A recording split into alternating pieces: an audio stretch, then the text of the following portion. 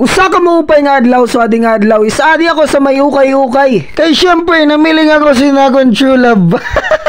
Baka kasi yung ukay-ukay na yung bubu sa buhay ko. Yan syempre wala ko man makita na akong true love dito. So nagsuri-sudoy pa ako. So didi ako napadpad sa amon gym. Syempre sumulod ako kay gusto ko nagyap sumulod sa iya kinabuhi. Ano nga ba gunit mayadangan ni?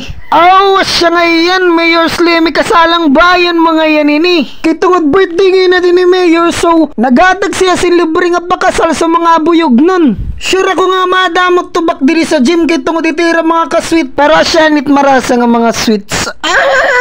Kalama! May nakita ko nga usa nga gwapo nga photographer. Nga nahuri nga di si Idol. Gusto ko pakaslan at to nga babae ko.